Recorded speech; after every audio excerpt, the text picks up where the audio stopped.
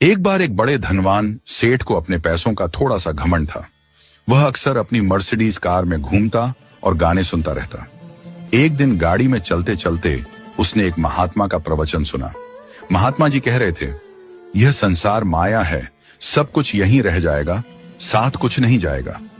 महात्मा की बातें सुनकर सेठ सोचने लगा, सच में दुनिया का सब कुछ यहीं रह जाता है। क्यों ना ऐसा कुछ किया जाए कि मैं अपने पैसे को अपने साथ ऊपर ले जा सकूं। यही विचार मन में आते ही सेठ ने अपने ऑफिस के 10,000 कर्मचारियों की मीटिंग बुलाई। उसने सबके सामने घोषणा की, जो कोई मुझे ऐसा आइडिया देगा जिससे मैं अपना पैसा ऊपर ले जा सकूं, उसे मैं 1 करोड़ रुपए का इनाम दूंगा। सब कर्मचारी हैरान रह गए। कोई कुछ बोलने की हिम्मत नहीं कर पाया, लेकिन सबके मन में यही चल रहा था। सेठ जी का दिमाग खराब हो गया है, ऊपर कौन पैसा ले जा सकता है। कुछ कर्मचारियों ने सेठ के इस विचार को मजाक में लिया, तो कुछ ने सोचा कि यह असंभव है। 7 दिन बाद सेठ ने फिर से सबको बुलाया और इस बार बोला, जो मुझे इस काम का आइडिया देगा उसे मैं 5 करोड़ रुपए का इनाम दूंगा। इस बार इनाम की रकम सुनकर सभी के कान खड़े हो गए। ये खबर पूरे शहर में फैल गई। हर कोई सोचने लगा कि कैसे सेठ को आइडिया दिया जाए और 5 करोड़ रुपए जीता जाए। इसी बीच एक अनजान व्यक्ति सेठ के पास आया। उसने सेठ से कहा, सेठ जी, मेरे पास एक आइडिया है जिससे आप अपना पैसा ऊपर ले जा सकते हैं। सेठ को पहली बार लगा कि कोई उसे सीरियसली ले रहा है। उसने उत्सुकता से पूछा, अरे भाई, तुम कौन हो और यह कैसे मुमकिन है। अनजान व्यक्ति बोला, सेठ जी, आप दुनिया के कई देशों में गए होंगे, है ना?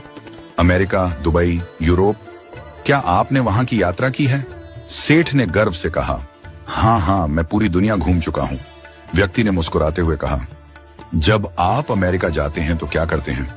सेठ ने तुरंत जवाब दिया, जाने से पहले इंडियन करेंसी रुपए को डॉलर में कन्वर्ट करवाता हूं ताकि वहां का खर्चा चला सकूं। व्यक्ति बोला, बिल्कुल सही।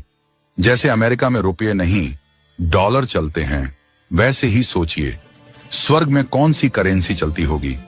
सेठ थोड़ी देर के लिए चुप हो गया और सोचने लगा, स्वर्ग की करेंसी क्या हो सकती है? व्यक्ति ने मुस्कुराते हुए कहा, सेठ जी, स्वर्ग की करेंसी पुण्य है, वहां केवल पुण्य का लेन देन होता है। यह सुनते ही सेठ की आंखें खुल गईं। व्यक्ति ने समझाया, जैसे अमेरिका में डॉलर की जरूरत होती है, वैसे ही स्वर्ग में पुण्य की जरूरत होती है। जो पुण्य आपने अपने हाथों से कमाया है वही स्वर्ग में काम आएगा, बाकी सब कुछ यहीं रह जाएगा। जो आपने खाया, पहना, उधार दिया या बचाया, सब यहीं छूट जाएगा, केवल पुण्य ही आपके साथ जाएगा। व्यक्ति की बातें सुनकर सेठ गहरी सोच में डूब गया।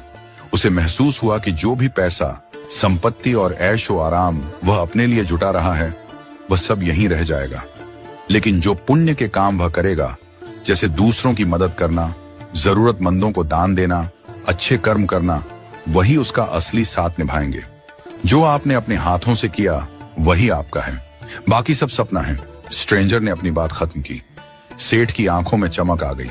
उसने तुरंत निर्णय लिया कि अब से वह अपने पैसों का इस्तेमाल पुण्य कमाने के लिए करेगा। वह समझ गया कि धन से बड़ा धन पुण्य है और जीवन में जो भी हम दूसरों के लिए करते हैं वही हमारा सबसे बड़ा निवेश है।